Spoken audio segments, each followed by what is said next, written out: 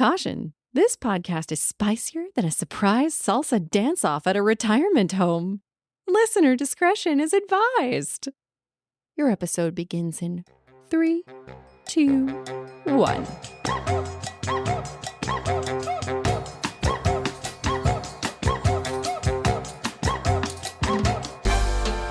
Hey there, everyone. Thanks so much for tuning in for another dirty, strongly opinionated, and alcohol-induced episode of the Lusty Library. Yeah. If you're a diligent listener and you've been listening in order, thank you for soothing my neuroses. If this is your first episode, wow, how do you sleep at night? But anyhow, for all you noobs, I guess I'll tell you a little bit about what to expect here today so we can have some managed expectations. But I'm not going to ramble on just because you didn't do your homework. So, Joey, Lex, and I are going to drink cocktails and talk about cocks. It's a smutty book review here, folks. Each episode, we dirty dames rotate who is hosting, and today it's me, Birdie, your resident smut noob. In fact, I don't know if I've really made it clear to the people of the world that I am not an avid romance reader. And in fact, the only romance novels that I've read all the way through have in fact been for this here fine-looking podcast. Excellent. It's kind of a big deal just for people to understand the perspective that I'm coming from. So, but I love that. That's the whole point is, you know, opening up new avenues. Right. So if I am at 835 books, that is 100 times more books than you currently have read in this genre. And that's why you're the resident smut slut. Yeah. Okay. Checking. You have a PhD? No, we're still on the bachelor's. Oh, really? Yeah. You don't think 835 warrants a PhD? No, there are people that are deeper, that have been mastering this genre for a very long time.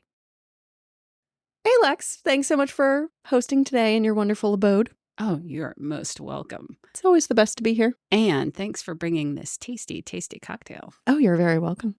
It is actually delicious. I didn't know if I was going to like it or not, but it's really good. So what exactly are we drinking? So actually, I cheated. We're not drinking a cocktail. But it's okay. I mean, just to clarify, this is mead doesn't rhyme with cock. So it's, well, neither does cocktail, but you know what I mean. Yeah. So this drink is called Viking Blod. And on their website, hilariously, they tell you that Blod, B-L-O-D, translates to blood. Oh. Just in case you Just weren't in aware. case you were missing it. Yeah. Okay. Yeah. Some folks need clarification. Yeah.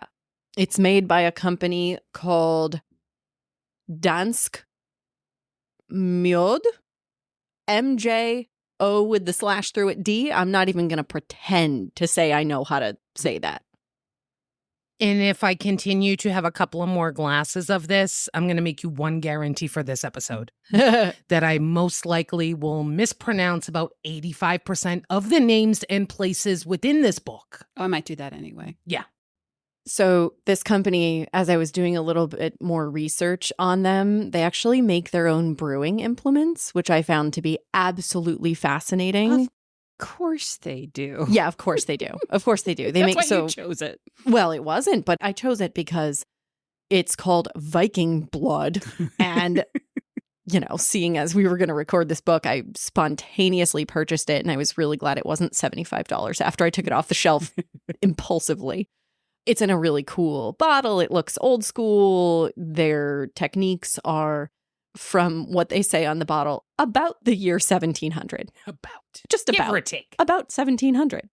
It's exciting. It definitely puts you in the mood of the book. There's lots of drinking, lots of partying in this book. Oh, yeah. And so it's kind of fun to think, is this what they were drinking? Well, then that explains the puking also, because it's sweet. And I don't know about you guys, but like champagne, lots of champagne, like ugh. So this would be in that category for me. It's very sweet. It's very sweet, but it's delicious. It's nice as a once in a while thing. Yeah. I like it in the fall. Yeah. It's good. The Renaissance fairs usually have it. Right. This is right up my alley, so don't worry. Just pass it over if it gets to be a little too much for you. Yeah. So today we are talking about A Fate Inked in Blood by Danielle L. Jensen. And this book is book 1 of the Saga of the Unfated series. Let me just say, if you are contemplating consuming this book, let me give you a huge shout out to the narrator of the audiobook. Her name is Nina Indis, and she is so good. She's fantastic. She's so good. I already started looking up what other books she's narrated so that I can find out if I want to listen to them or not. She was phenomenal. Yeah, I mean, she's a voice actor, so she's done like video games and yes, also live action. And shout out to the hubby if you're listening. She has done at least 2 voices for Final Fantasy. Sure has. For all you nerds out there. Nice. Yeah. So she was great. I think her accent and everything just took the book to the next level. She's incredible. Well, and I like, too, the way she did the male voices also, because sometimes you get a female narrator and they try and do a male voice and it doesn't work. But I thought she's a rock star. Yeah. Let's listen to a brief summary of the book. And goddamn, this is why I don't read summaries, okay? Because after I read the summary, I was like, fuck, I'm so glad I didn't read this because this kind of ruined the element of surprise. So I'll read you the summary and then we can talk about why I'm still really fucking pumped I never read the summary. Okay. So, all right. A shield maiden, blessed by the gods, battles to unite a nation under a power-hungry king, while also fighting her growing desire for his fiery son in this Norse-inspired fantasy romance from the best-selling author of the Bridge Kingdom series. Bound in an unwanted marriage, Freya spends her days gutting fish, but dreams of becoming a warrior, and of putting an axe in her boorish husband's back. Freya's dreams abruptly become reality when her husband betrays her to the region's Jarl, landing her in a fight to the death against his son Bjorn. To survive, Freya is forced to reveal her deepest secret. She possesses a drop of a goddess's blood, which makes her a shield maiden with magic capable of repelling any attack. It was foretold such a magic would unite the fractured nation of Scotland beneath the one who controls the shield maiden's fate. Believing he's destined to rule Scotland as king, the fanatical Jarl binds Freya with a blood oath and orders Bjorn to protect her from their enemies. Desperate to prove her strength, Freya must train to fight and learn to control her magic, all while facing perilous tests by the gods. The greatest test of all, however, may be resisting her forbidden attraction to Bjorn. If Freya succumbs to her lust for the charming and fierce warrior, she risks not only her own destiny, but the fate of all the people she swore to protect. Ruined! She's the shield maiden. Ruined. Right there. Well, you find out she's a shield maiden on page 10 of the book. But it's still a fun reveal. A surprise. I just need to understand something. Okay. So I generally read the summary. I don't read reviews, but when I choose a book, I read the summary. And if it pulls me in for a reason and sounds like it's going to be a compelling story, that's how I've been choosing it.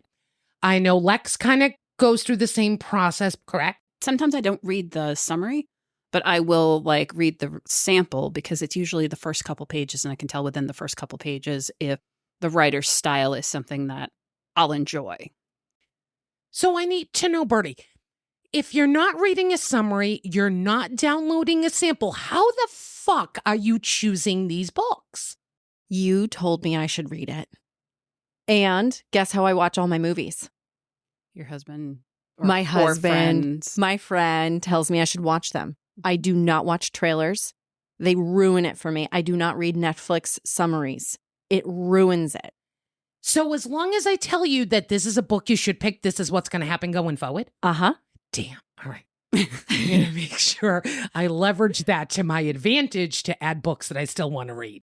But Birdie, I get what you're saying. This particular summary is like that trailer that shows you half the movie and all the good scenes. Exactly. And you already know what you're walking into completely. Yes. And I like those trailers that make me go, what is this actually about? I'm fascinated. Right. Like, Right. I'm more about a teaser than a trailer. But there's 1,200 pages to this damn book. I thought it was 700. Okay, so there's 700 pages to this damn book. That summary did not ruin everything that happens. No. Because there's 85,000 other layers to that. It's true. But it would have ruined one nice reveal for me.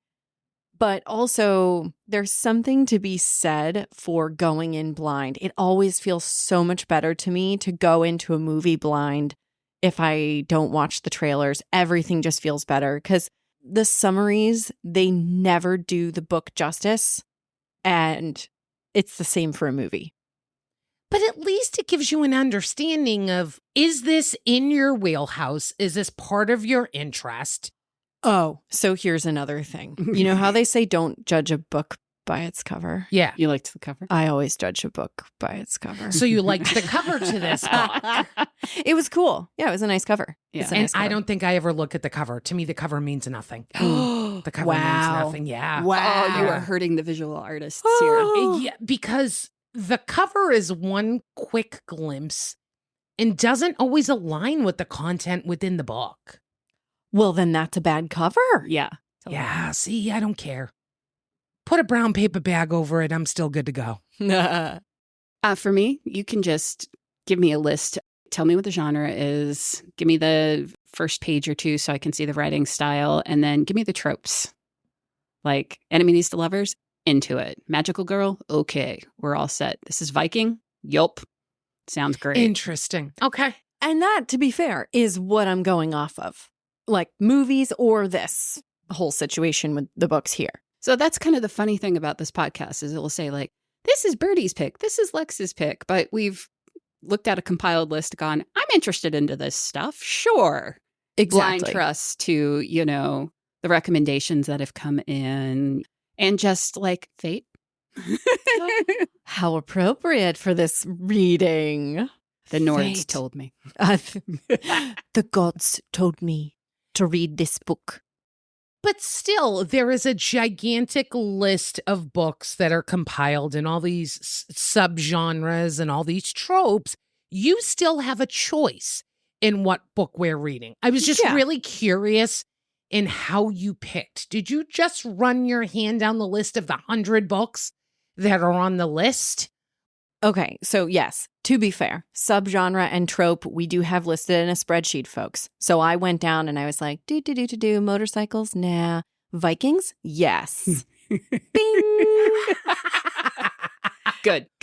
I love that you know what you like and you just can go for it. Yeah, but don't worry, I'm still going to read the motorcycle one and probably come out the other side of it Oh, going, because I have picked a motorcycle one just to spite you. When we'll Okay. find out that it's our favorite trope. So let's get to it. I think we have a lot to talk about with Freya, our main character. Oh, yeah. We have a lot to talk about.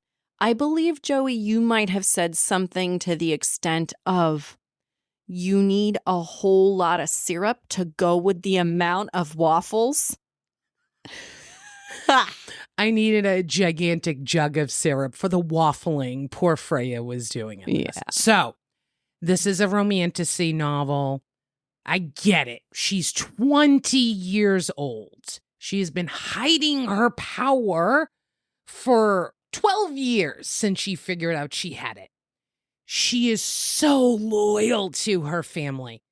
But if I heard her inner monologue change direction 42 times in one span of 5 pages, I was going to lose it because she started the book so strong.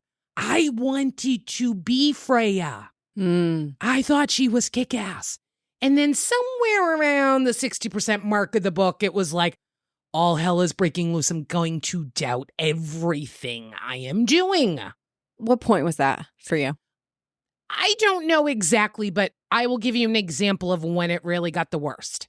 In a matter of a 5-page span, she decided, A, she was going to stay and protect her brother and sister-in-law's life because she's pregnant and do what Snorri wanted her to do. Then a page later, she decides she's going to jump into the river and kill herself because if she takes herself out of contention, then there's no one to fight over. And then a page and a half later, she decides she's going to go off with Bjorn and live a life and no one's going to know she's missing. This is 5 pages and she changed her mind 3 times. That's without the inner monologue in her head. That's not changing your mind. That's the situation changing and you adapting to it. You're going to stay, oh, wait, there's a new path that I can take that I don't have to be in this miserable situation. But that's not what she was doing. She was doubting everything, doubting, saying, oh my God, should I do this? What are the repercussions of this? I wanted her to have balls of steel. See, and I think this is like much more real world. Like it's easy to be kick-ass when you're alone in a little fishing village and you're imagining yourself as a big, bad warrior. And then you get thrown into the middle of shit and you get the reality of it. And I think that's more of what was going on and having to go through the doubt and the being scared and coming out on the other side and actually arriving at protecting action, figuring it all out is way more brave than just being bullheaded. But it's not that she was being bullheaded. If you give yourself 2 options and you weigh them out, the problem is she was constantly shifting. She would make a decision and then go ahead and just make a completely different decision because she was unsure of what she was doing. I just wanted a bit more confidence out of her. So she was trying to protect her brother and sister-in-law. Yep. Right. And future niece or nephew. By her killing herself, she's thinking she's still protecting them. Correct. Yes, because she's taking herself out of the equation. And by her running away and people thinking she's dead, she's also achieving that same end. Correct. So did she really change her mind? Yes, she did. She found a better way to do what she was already intending to do that also allowed herself to have more of the life So that this she is where the wants. difference in opinion is that we all read the same words and our perception was completely different. Absolutely. Right. And that's why we have this podcast. Because she was pretty badass throughout the majority of the book. And again, I understand 20 years old and having this inner dialogue in your head about what is right and what is wrong.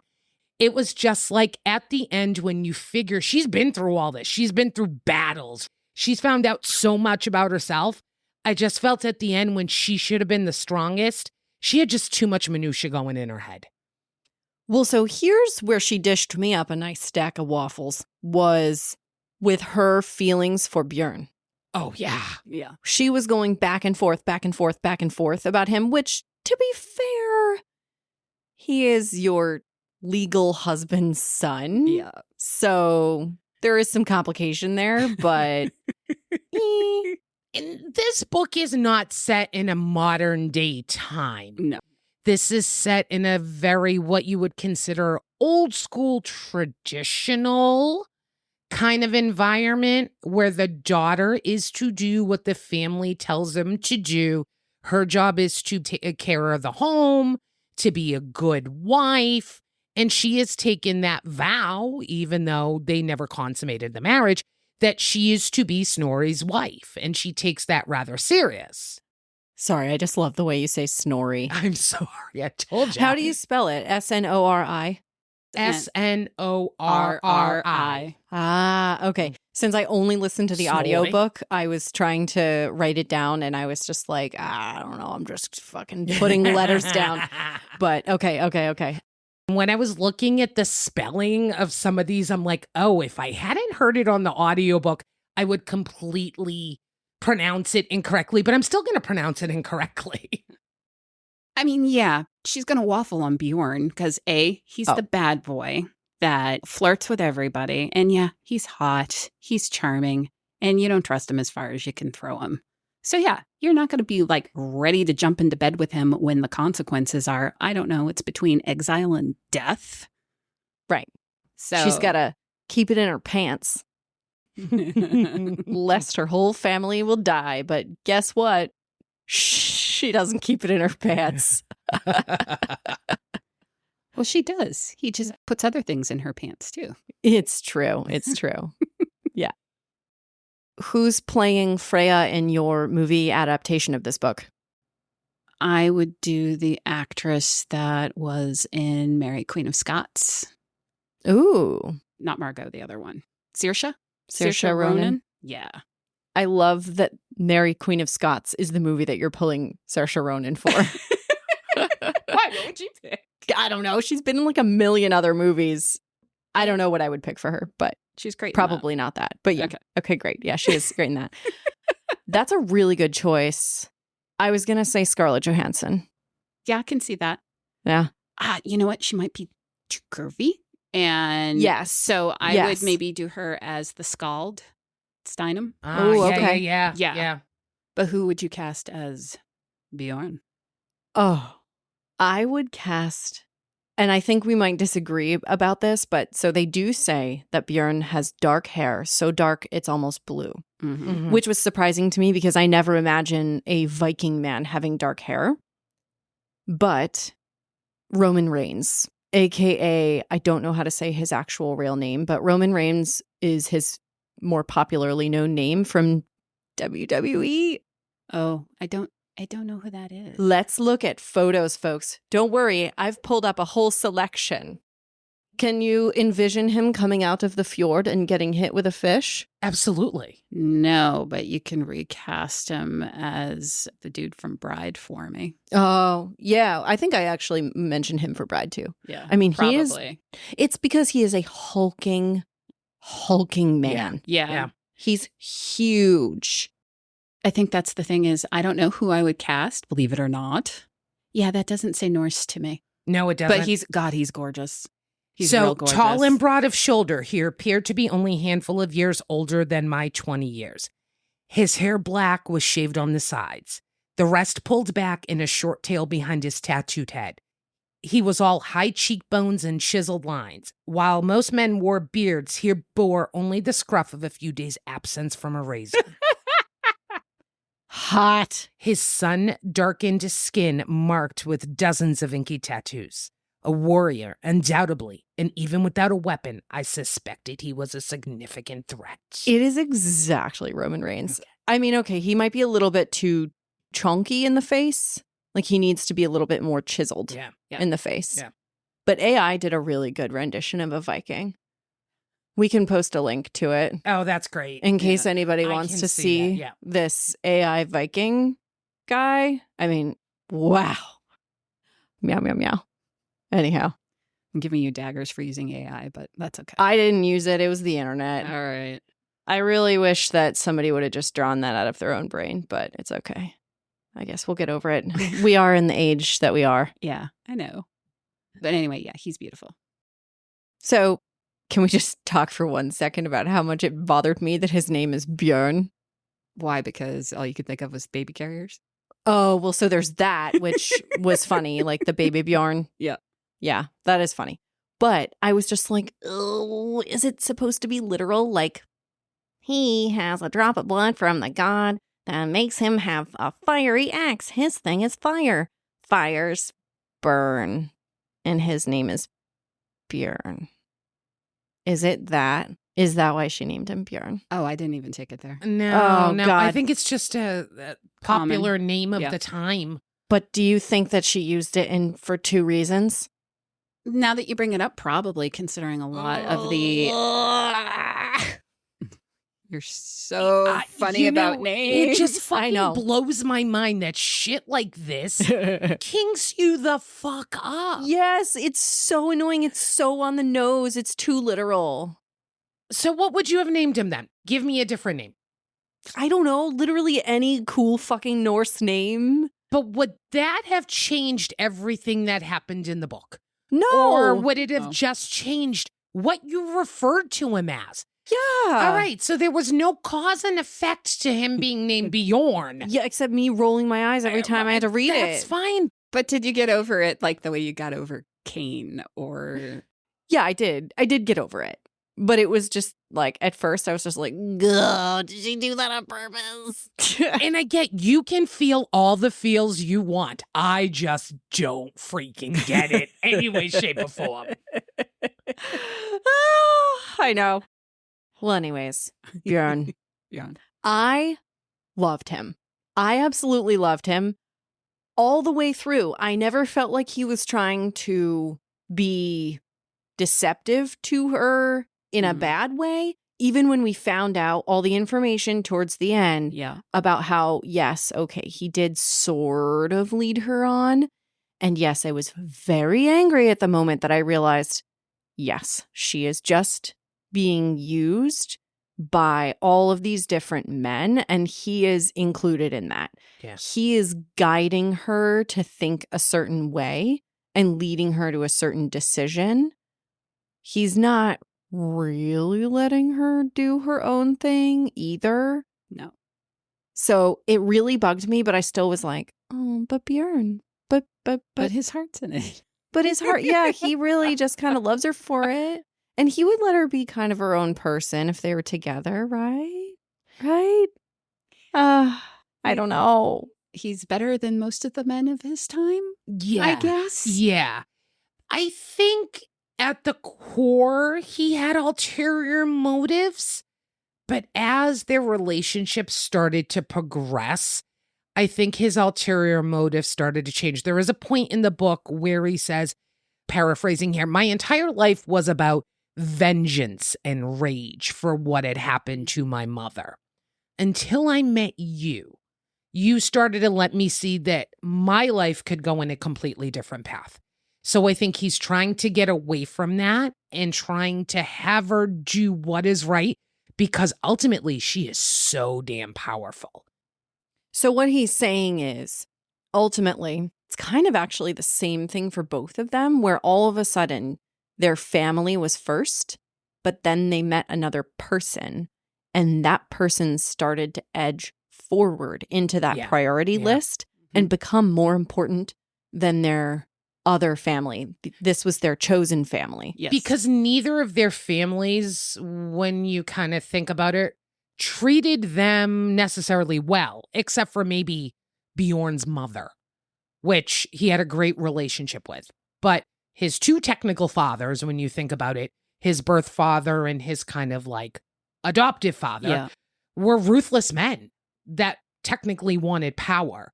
And then you look at Freya's family that basically used her in a sense for everything. They most likely cared about her. I don't think they didn't care about her, but saw her as a tool for their benefit.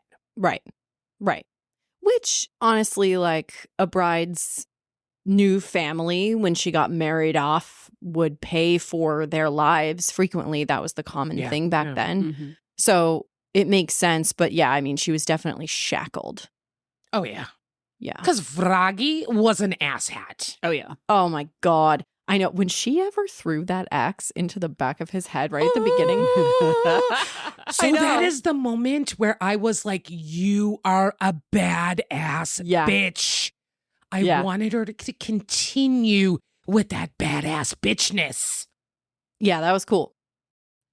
You know what was a really cool moment, and you sort of started talking a little bit about it before, Lex, is the moment that she realizes that she's wanted to be a warrior her whole life. She's been playing with these sticks like they're swords.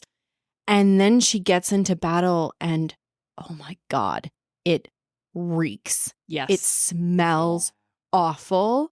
And wow, seeing somebody strewn about, I'm not going to get into the more graphic language that they use in the book about it, but seeing somebody strewn dead on the ground, guess what? It's not fun. It's not fun. It's not glorious. Bjorn makes a comment about the sweet smell of battle. Right. Is not so sweet. Yeah. It's blood and shit and mud. And your innards are no longer inward. They're now outward. Right. So that was a really great moment that she had to realize that, oh, wow, maybe this thing that she dreamt about isn't actually as beautiful as she might have thought it was in the first place. So that was a cool moment. I liked that as a turning point for her. But then she got stronger. She overcame it. And she was like, no, I'm ready to go back in and defend my people. So that was cool. I think it helps too that she kills Vragi. They marry her off to Snorri, and she gets taken to his lands and his stronghold. And then they start training her with the men to be able to go into battle. And then once they move on in the story and they start meeting up with the other Jarls, and we meet the female Jarl, who is kick-ass. Birdie. She's amazing. Yeah. And she starts training with her because different fighting style. They were training Freya like a man, and she doesn't have the size and the physical strength. So she starts getting trained by other women warriors to be able to use her own body and her own skills as her strengths. That was awesome. And I'm like, yes. Yeah. So. But what I think is super cool is, so she's kept her power under wraps. Her father told her, you never say Lean's name out loud. Do not invoke her ever. No one needs to know this. And it comes out when she is fighting Bjorn in the beginning of the book. Mm-hmm. You watch her come into her power and learn the things that she has the capability of doing, that not only does Lean protect her, but can expand her protection to the other people around her. And how she's able to harness her power to protect others is actually kind of cool. Can we talk about the moment that she used Bjorn as a shield? Yes. Yes, we can. That was so good. That was like my favorite part of the whole book. And the fact that he knew and trusted, he knew it was going to happen. Yep. And he just trusted that it was going to work. And he believed in her power. And he like hinted at it like, trust in your powers. Trust in your powers. It's going to be great. There's a couple of points about the book that I really liked that I wanted to talk about more, in the sense that I wanted to be a part of the things that were happening in this book. So there's obviously a reason that I chose Viking things. I love the badass female heroines in Viking lore, same as like Amazonian women always got me. Ever since I was a kid and I discovered the concept of these female warriors, I was like, oh my God, yes. So one thing that I thought was really cool was, I want to understand what it's like to see or to hear the story of the skald, or the bard, as they talk about in this book, because it's not actually just they are listening to a bard sing and play a lute. It's completely a whole different, other like psychedelic experience where the skald, as she says, puts you into a vision. Like you put on 3D goggles to be in their shoes and experience whatever story she's telling. Well, that's because this particular skald had God's blood, right? Yes. Yep. She's particularly skilled in this thing. And it's just, oh man, I was like, oh, I want to experience that. That's so cool. Yeah. Oh, I really want to do that. That was neat. Let's talk about this one line. The oath that she swears to Snorri. Dun, dun, dun. Okay, I love your reaction, because I was like, I can't wait to talk to them about this. It's worded that way for a reason. I vow to serve no man not of this blood, is the crucial line. Yes. So, and speak to this of no one who is not of this man's blood. Right. Everything revolved around this man's blood. All the oaths that she took. Right. Well, who is of that man's blood? Bjorn. Na, na, na, na, na, na, na, na, na, na. And that's why we're going to read the second book in the series, folks. I wouldn't be surprised, though, if later in the series she doesn't loop in Leif somehow. Yes. The younger son. Leif. It's like Leif Erikson. Leif. Okay. Leif. Yeah, whatever. Thank you. Yeah. Let me have some more meat. Yeah. Oh, I 100% think he's going to be the one that actually unites Skaldland. Mm-hmm. Right. So it could be Leif, the actual son of Snorri and Ylva. Mm-hmm. So it could kind of go both ways. Bjorn can go take over the other kingdom. Uh-huh. And Northernland. And then they can, be an alliance. Yep. And Snorri's then going all to die. of Norway Yes. can be. Yes. And so is Harold. I think that generation will pass off. Oh my and the God. power will be brought down. His name's Harold. Well, Harald. Harald? Oh my Harald. God. Well, because I never saw it written down. I was in my head, it was Horo. But yeah, it's And if I you was were like, to anglicize it, it would be Harold. Yeah. fascinating. Harry. Okay. King Harold. All right. So King Horo and the Jarl Snorri kill each other, as they're going to do at some point. This is just us. Yeah, this is us musing about the next books. And then that leaves Bjorn Yep. in the seat in place of Harald, Yep. and Snorri having this moment where technically it should go to Bjorn because he is the firstborn, Yeah. even though he's a, quote, bastard child, not of his technical wife. Yes. Bjorn says, nah, I don't need this. I'm going to give it to Leif because Leif is going to make a much better ruler than I am. And you know what? Why don't you just take Nederlande also and we'll all fight for you. If the books don't go like that, I'm going to be bummed. Book Or 2 book. comes out Right. in 2025. Great. That's not too far away. A lot of musings to happen Oh, during that time. fuck. Yeah. I forgot. Yeah. I know. I re-listened to the end of the book and it said, this has been a Penguin Random House rendition of blah, blah, blah, copyright 2024. And I was like, oh, shit. And Yeah, it this book just came out earlier this Yeah. year. Yeah. didn't occur to me that I'd have to wait so fucking long for the Yeah. next book. Yeah, next year. Fuck. Why do Fall. they do that to us? Because it takes time to write things. God damn it. Yeah, it's true. I don't want her to rush. Yeah, don't rush it. Please take your time. Make a great book. I'll be here. I promise to pick it up. Oh, man. So we are going to have to wait so long to find out who controls her fate. I think she's going to end up controlling her own fate. Exactly. We know that. Because she's one of the unfated. Anybody that has a drop of the god's blood is technically considered unfated. Mm-hmm. So is Bjorn. Mm-hmm. Right. And that's the cool thing about them together. And do we think Harold is too? He is. He's got to be. He is, but they don't say whose blood he has because Freya does something fancy schmancy Yeah. and he is not affected by it. Yeah. Mhm. And generally anybody who has the god's blood is not. So that's going to be pivotal in book 2. Yeah. So let me ask you guys. Did you have much background in Norse mythology before you read this? Absolutely none. Maybe 1.25% knowledge. Like I had heard of Valhalla. Okay, and, fine. Yes. Yeah. Right. About the gods but I don't think you needed it for this book. No. And that's sort of my point is like, in contrast to when we read New Gods and I was like, hey, I know all this stuff.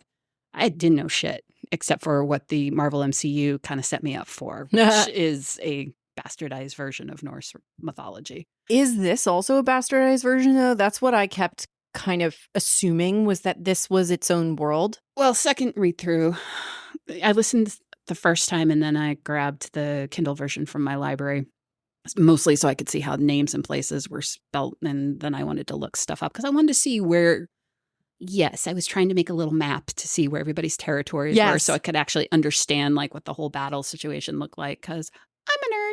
Oh, I was going to do the same thing, and I ran out of time. Did you do it? Are they real places? There are villages in Norway that are very similar named. Okay. And if you look at where they're placed, then it makes sense because Skaland is south and Nordland is way up north. So you'd have two competing like kingdoms. Yeah. But anyway, my point being is like, I didn't know what the gods were. So I kept looking them up going, okay, that makes sense why she chose Tyr for Bjorn and Lin for Freya. It's very well thought out. And it's pretty close to what I was seeing when I was looking up. But you don't need it. The whole first time I listened through, I was virgin on it. And I still got it. it was wonderful to discover. And then it made me want to deep dive more because that's what I do. But I love how easily she did it. It wasn't paragraphs upon paragraphs to describe whose god blood this individual had to give him that power. It was literally 1 or 2 sentences that easily summed it up of how they were getting that power and what special abilities they were getting from the god. There wasn't like info dump after info dump. This book had action from page 2. There was action in every single part of this book. Yeah. That was important for you to pay attention to because it led through the entire storyline. It was also written in a really clean, crisp, clear way as well. And obviously spoken in a clean, crisp, clear way. Mm-hmm. So it was really easy to digest all of that information, the world, the names, even. Like everything was easy to remember, despite the fact that we have a pretty substantial roster of characters. Yes. Oh, yeah, there's a lot. And I usually have a really hard time following characters and their names and everything, especially when I'm doing audio only. Mm-hmm. I did not have a hard time with this one. I was admittedly a little bit nervous about my first romantasy because I was a little nervous about the world building and the characters and the names and getting everything super easy to digest. All right. I need to bring up something that I absolutely loved in this book. Okay. I loved the banter between Freya and Bjorn Of course you did. from Jump Street. Banter kink. I do. I go crazy for it because I have a silver tongue. If you were to describe me in times of Norse mythology, you'd say I have a silver tongue, right? I would say you have a sharp silver tongue. Yes. Ooh, yes. Because it's silver means you're able to talk your way around things, but you also have a little. Yeah. So I have a sharp silver tongue, and so does Freya. And Yes. the way she communicated with Bjorn, I was like, girl, this is I love how in her head half the time, though, she's like, why don't you just keep your fucking mouth shut? But she doesn't. But she just doesn't. verbal diarrhea is what's in her brain and then go, oh, shut up, Freya. Yeah, but that's such an important thing about her, for sure. She is always talking too much. She's just a little bit too much, always in every element of herself. She's like a little bit too big for her body and for her brain, always. Yes. And one line that this book dropped, like it was nothing, that is actually a huge fucking bomb, is in chapter 2. She says, if only I could stop wanting, if only I could just be happy with what I have. That right there is huge. I was like, oh, we align, me and Freya. That is such a problem for me. I was going to say it got real. It got really real. And I almost had to pause it for a second and be like, oh, shit, girl. I think it may be different in a sense. For Freya in particular, in the world she is currently in, everybody around her is telling her, you have all this that other people would die to have and don't have the opportunity. And you want to go ahead and do something 180-degree departure and be a warrior. You are the wife to a guy that keeps our entire village fed with fish. And you have all these opportunities. And then when she's got to go to Snorri, she gets everything she wants. And everybody's like, why are you complaining and want a lesser, harder life than what you have? Right. Because the heart wants what it wants.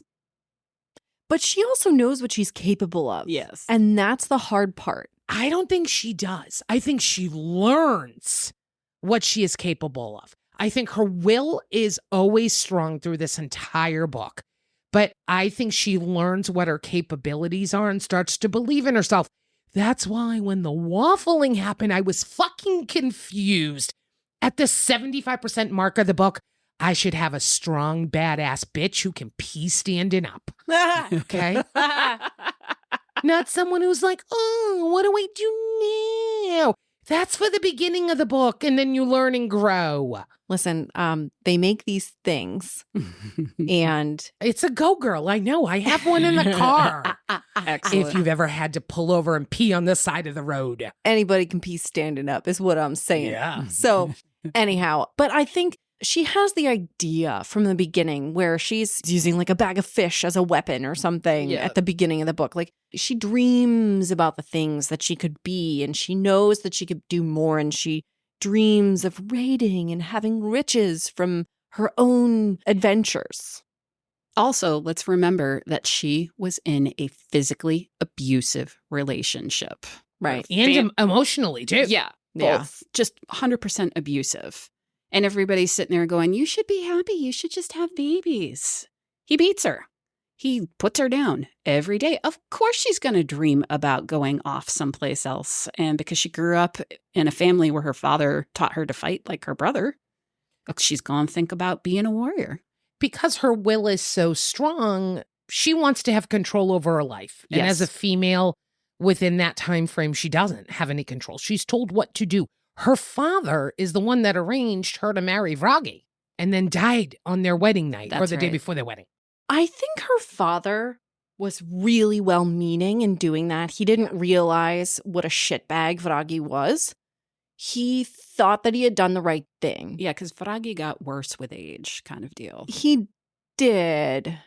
But I think that her father was like, this is way better than her getting used by some king to try to be the hand of the king as the shield maiden. Mm. So I think he thought he was doing the right thing by marrying her off in her nice, quiet little village, telling her not to use her powers, and then she could just be like this. But little did he realize she's getting used there and not held to her ultimate potential either. But if you remember when Freya met Jarl Bodhi, Bodhi had mentioned that Vragi deserved to die. He had already had a reputation. And they had only been married for a year. So I think it was a power movement. Vragi very much had power within that town because of how he was able to keep the town fed, how he was able to make sure that they didn't suffer because food is a big issue. They have a tough winter. With Vragi there, they were always taken care of. Yep. True. Even though he was controlling all of it. Also unfaded. He had Yep. control over the ocean. So was her dad a good guy or not? Dad was still doing the best he could for his daughter Yeah. and his family. Don't forget, he's True. not just taking care of her. He's doing the best he can for his wife Yep. and the son. And Yep. the son would have been the most important member of the family. Yeah.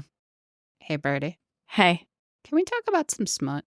Yeah, let's talk about some smut.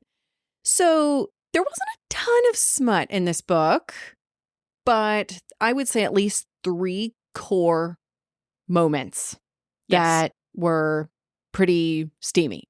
Yep. And they're sprinkled through. Right. So you get the teasing at the beginning, which is the 4th element, I guess. It's not really any smut, but there's teasing of smut. Yes. And then there's the first moment where she is like, oh, I have a great idea of how to get out of this. Let's make out. Yep. Oh, what a good idea. And he's like, oh, let's do it. And she's like, you're not trying hard enough. Woo! You need to make it believable. Yeah. And then he does.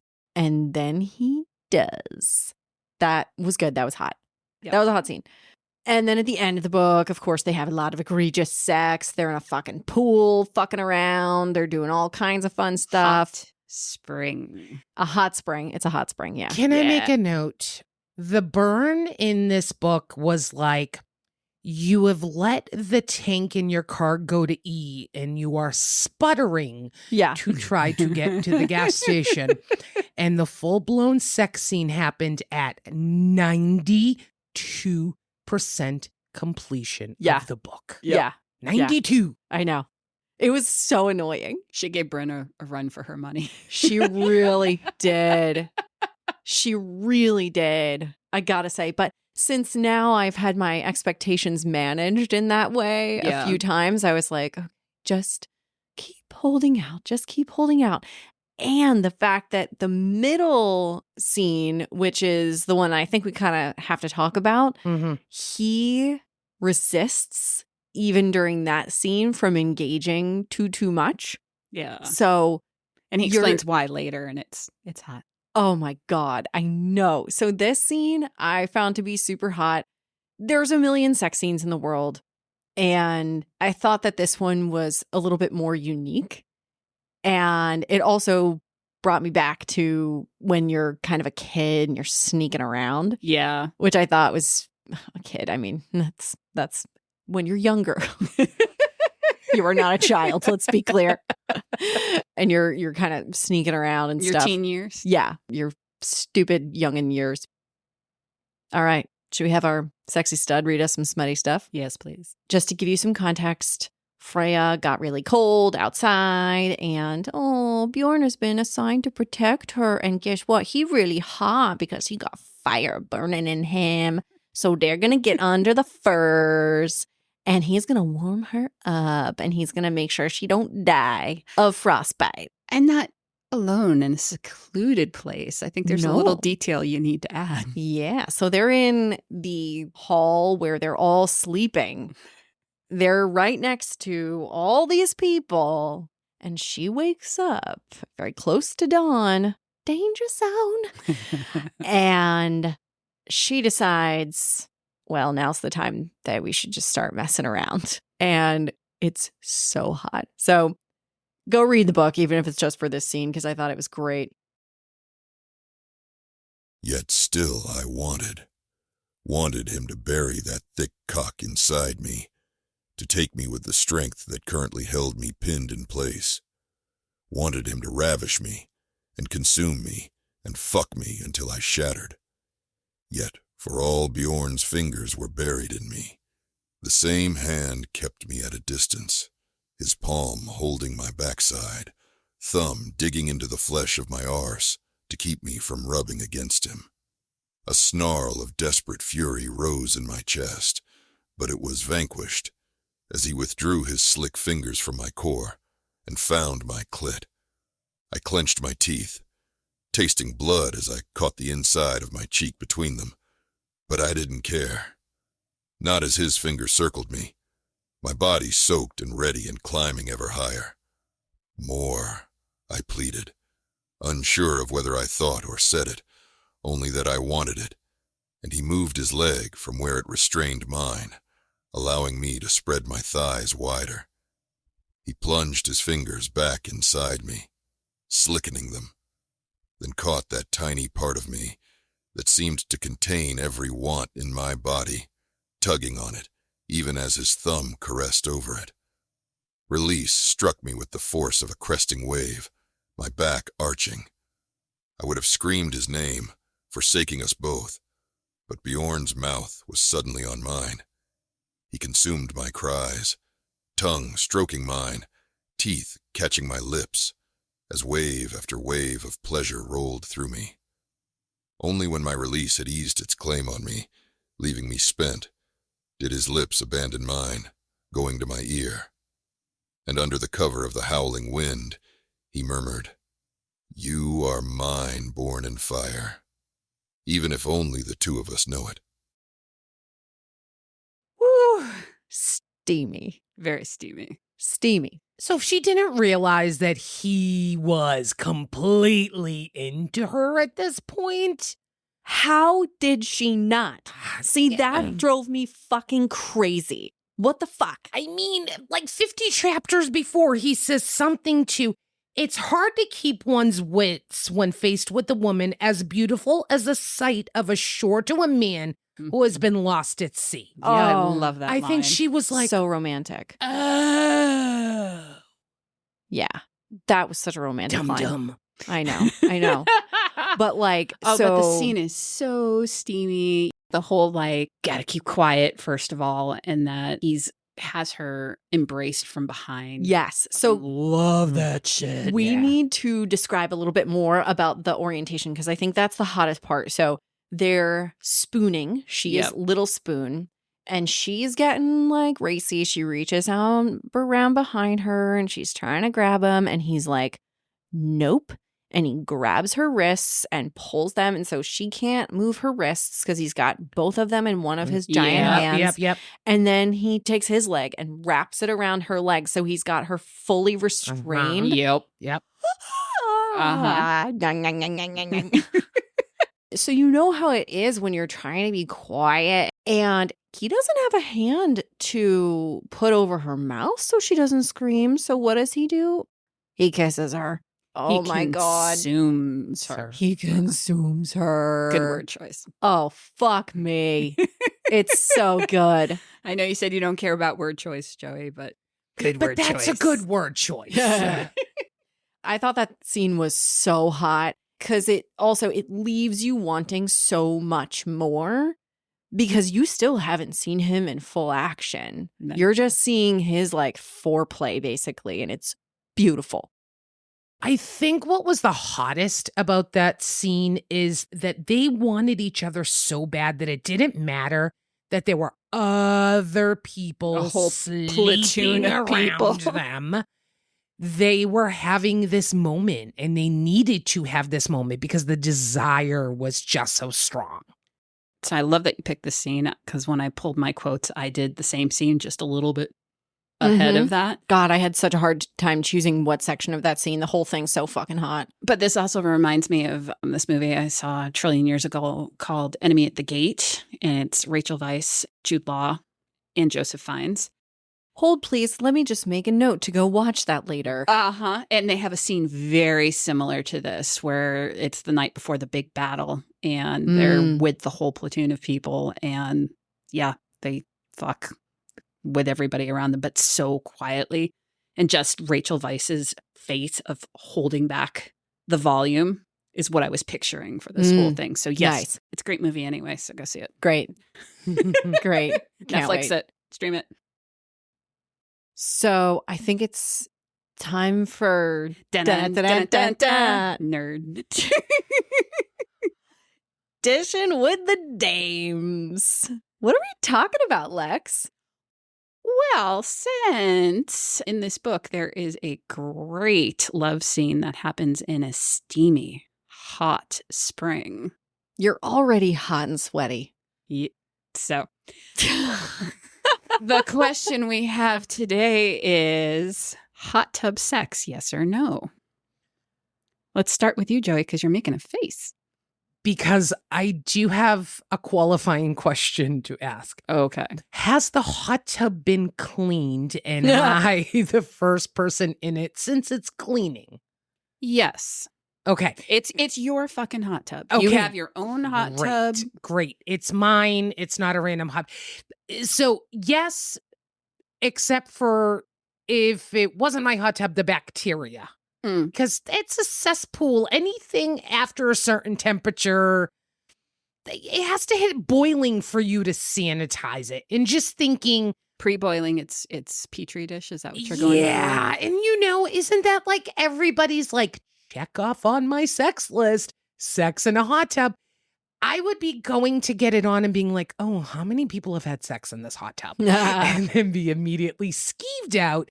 And even though, as Bjorn liked to say to Freya the entire time, you always find yourself wet around me because she's always in the water, I would no longer be wet, even though I'm in the hot tub. So my hot tub, sanitized, clean, I'm game, good to go.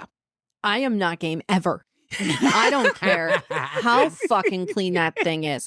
It could be its maiden voyage. I don't care. Okay, and here's why. I read an article. I got traumatized for life by an article that I read about this woman who went water skiing and she fell and the water got blasted up her hoo-hoo and she ended up with a really bad infection because water got in there. With bacteria. And she like almost died because they couldn't figure out what was wrong with her.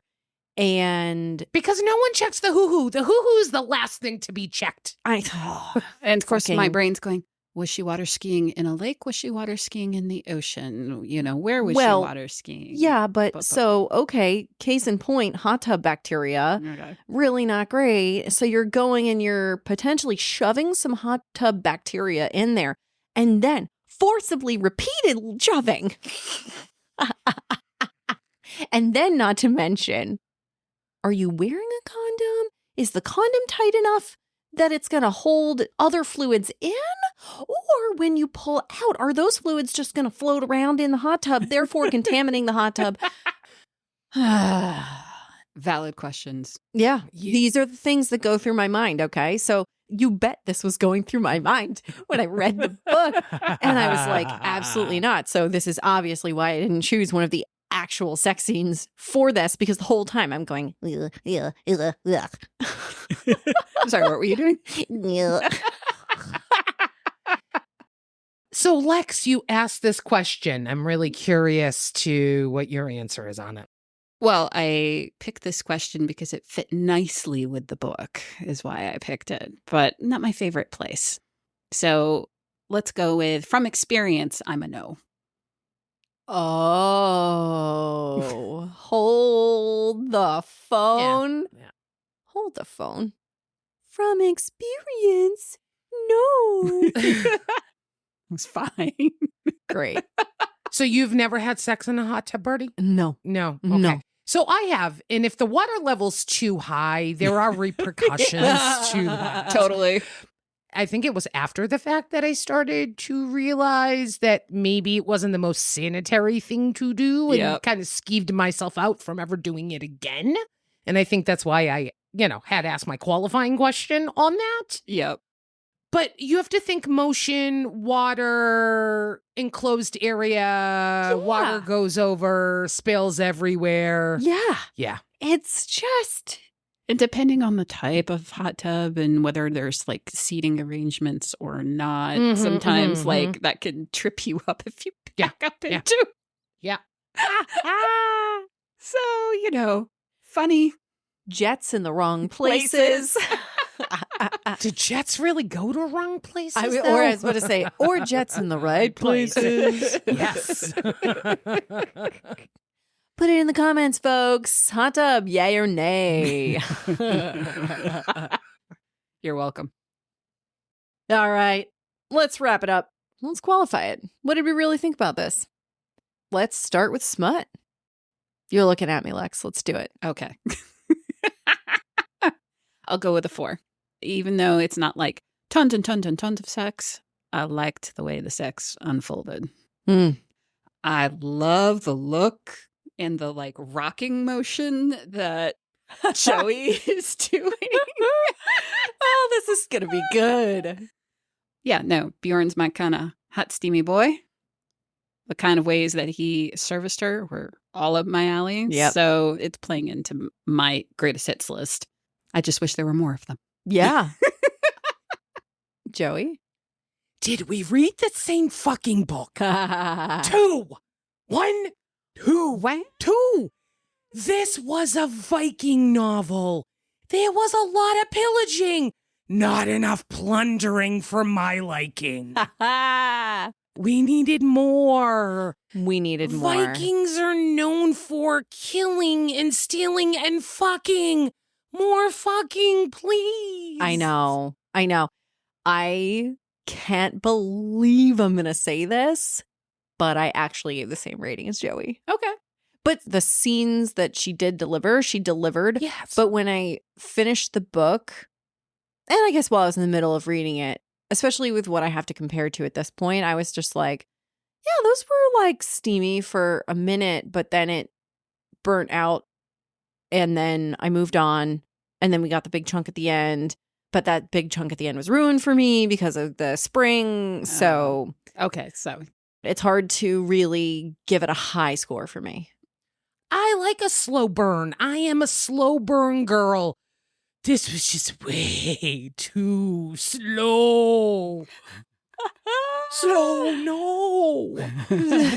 See, and what I'm hearing from you is quantity over quality. No. That is not. I want quantity and quality. All right, fair enough. Okay? I don't want you to just throw in a sex scene for the sake of throwing in a sex scene. But these are Vikings. That is part of their nature. So I think based on how we think book 2 is going to go, I think she's going to deliver in book 2. Yeah. Agreed. Because it's kind of part of the story that they can't fuck all that much. They left on a very tumultuous place in their relationship. Yeah, Half love of it. book 2 is going to be the two of them repairing that while still wanting each other. And then we may get the Band-Aid ripped off at that point. It's going to be angry sex. I was about to say, I want some angry sex. I want some hate fucking and some revenge fucking. And yeah. Oh, the banter is going to be great. So good. But I think we had heard so much from Freya about how much she wanted Bjorn, how she had never really been satisfied by a man, all the fantasy she was having. She masturbated to thinking about Bjorn.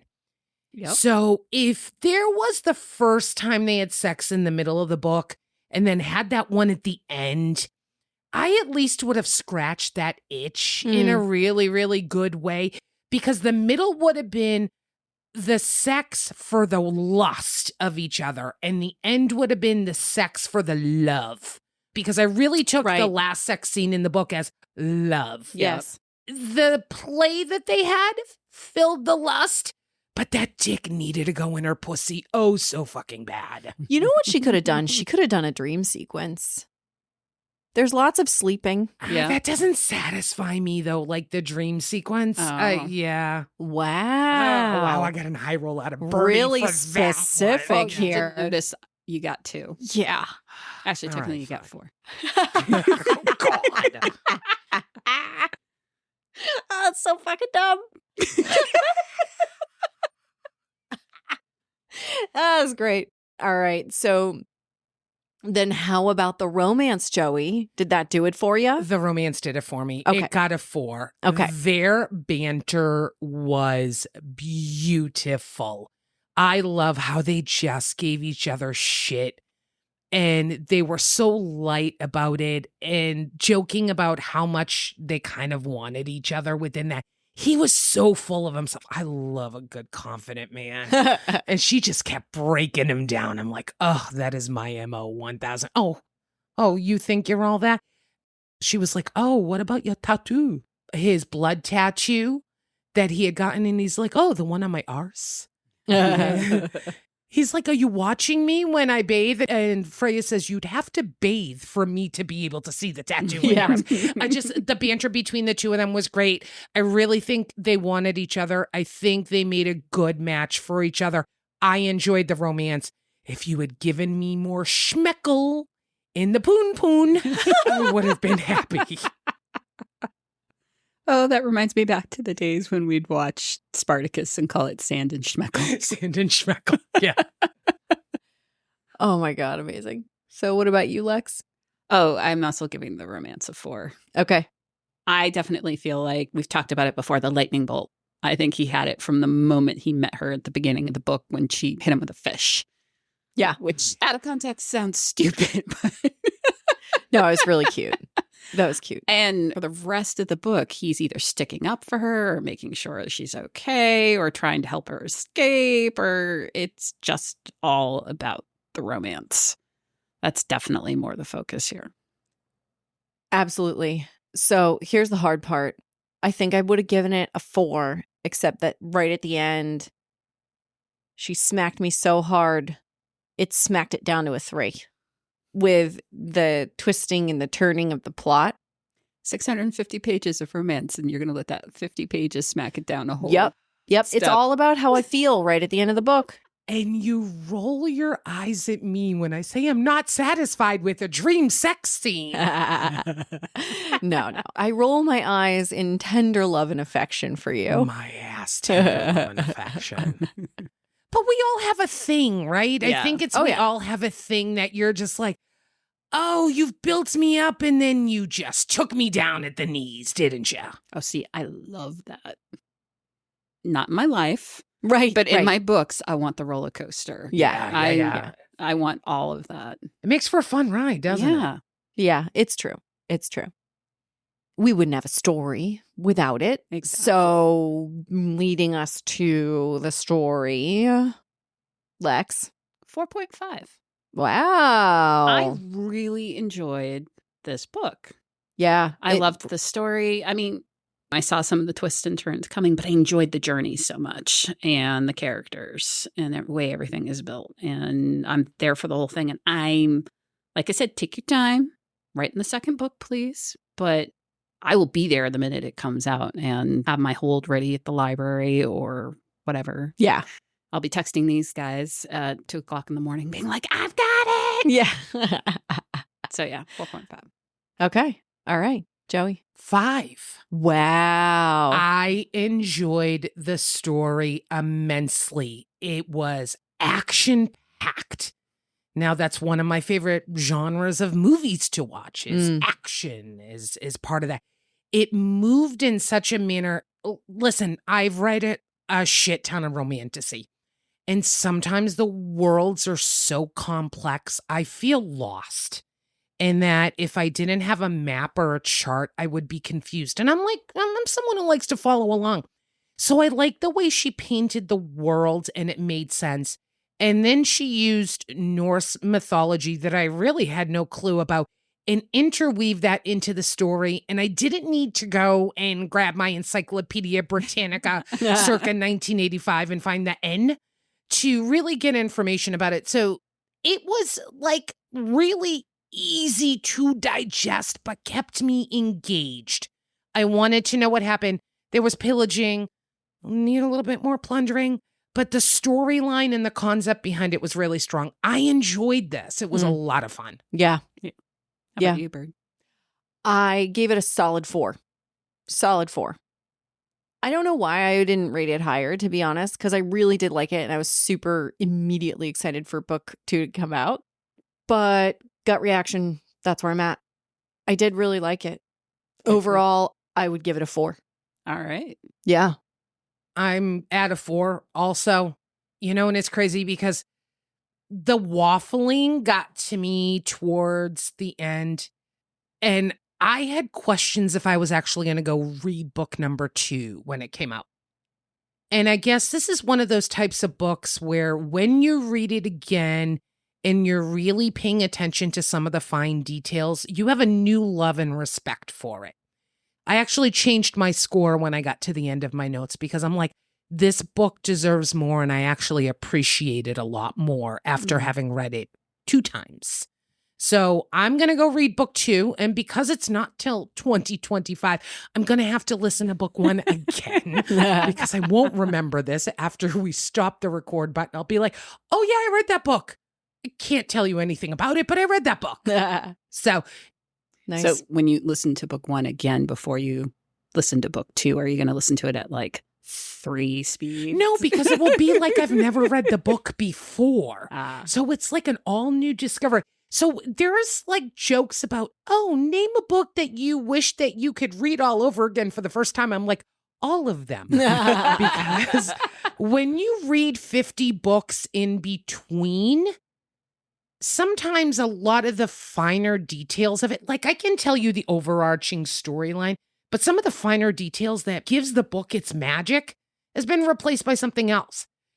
We were talking about a book the other day and I had read another romantasy right after my first pass at this one. And I was getting the 2 of them confused. I'm like, no, wait, no, shit. That's not, no, that was the other book I read.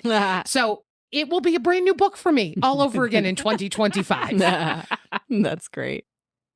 overall, Yeah. 4.5. Yeah. Solid. Yep. It's a really well-crafted book and story, and I feel like she did a lot of research, and I don't usually want to reread things. And I did reread this a second time before we recorded just because I wanted to visit it again and make sure I didn't miss anything because it was very dense. Yeah. But not so dense that like it was a slog. Right. Sometimes romantasy can be that way. This was not that way at all. You know, it's not that kind of like easy that's like eating Fritos or something like that, but it is easily digestible. Also for me, I'm not the biggest fantasy person. So for me, having this be a foray into fantasy where the elements of the fantastical are a little bit more rooted in a reality, where the people are magical, but they're not not human. Right. You know, so that was a nice kind of step into the realm for me before we get into fairies fucking. Yeah, I was going to say, it's almost more like it's historical fiction with just a little sprinkle of magic in there. That's what it felt like to me. But because it's related to the mythology and religion of the time, it kind of works. So I have to say that I am in awe of just learning what both of you like. And I'm like, oh, I know what they're going to like. I am fucking completely wrong the entire time. You two come back with like ratings. I'm like, I never thought in a million years that you would like this. Or when somebody is side texting me and being like, hey, what other recommendation do you have? Because you've created a little monster and I need something to read in between my books. So, like, guess who that is? This journey is fucking fun for me. Because as we're reading these books and I'm hearing the feedback you guys have, I'm like, damn, this is awesome. This is just a grand old time that we're having here. So, I got to tell you, so reading has always been hard for me. I've always loved to read ever since 4th grade. The first book I read that really struck me, that got me into reading. I always loved it, but it always made me very tired because putting that much data into my brain through my eyeballs is very difficult for me. Yeah. Also, I believe this is one symptom of ADD, but I would frequently have to reread pages because I would go down the page and I'd be like, nope, I didn't actually read any of that. Going back to the top. And it's exhausting to do that. So having this podcast show me that I can do audiobooks, which historically I have not been into because I have never really found a good production to show me that they're good, or have had the ambition to power through a production that was maybe a little bit lesser and then get to the end and have me realize, you know what? That was just fine. I can still interpret the book however I want. I can get over the audio quality, as long as it's not super painful, and have it still be a really great experience and come out the other side saying that book was awesome. So this is a game changer for me. I hadn't read a book full through in 2 years. And before that, it was like one a year up until 8 years ago when I moved out of New York and I lost my subway commute. So when I didn't have a subway commute, I couldn't read anymore because that was the only place that would keep me awake enough to read. So I read like a million books on all the years that I had a subway commute. But once I stopped having that, I was like, well, I guess I'm just asleep now. I love how much more accessible books are now. Wow. Absolutely. Audiobooks count as reading because there are folks who have learning disabilities that a visual copy does not work for them. So this makes it accessible for so many people to be a part of these stories. And that's really the important part of this. So what I love that we do here is like, we're doing these books, we're having these great conversations about this genre, healthy conversations about sex. Like, it's a whole package. Hey guys, thanks for doing this. Aww. Yeah, so nice. Well, all right, folks. To quote a wonderful audio muse, and I will say, if you know, you know, you've wasted another hour listening to the Lusty Library. Or you've had the best hour of your life. Well, exactly. And that's the hidden text there. Thanks so much for listening. And I got a challenge for you. If you enjoyed listening today, would you be so kind as to tell 3 friends about us? That's your challenge today, folks. Tell 3 friends about the Lusty Library. And we'll be so grateful for that support. We really love it. We love that you're here. We love doing this. We love having fun with it. And admittedly, it's more fun when there's more people listening and giving you that ambition to keep going. So keep us going, folks. Tell 3 friends. That is your challenge of the day. 3 friends. 3 friends. 3 friends. Just like us, we're 3 friends. Have 3 friends to talk about a podcast with. And then you and those 3 friends can follow us on Facebook and Instagram at the Lusty Library Podcast, or visit us at the lustylibrarypodcast.com. Love it. So good. Thanks, everybody. We'll see you next time. Bye. Bye. Bye.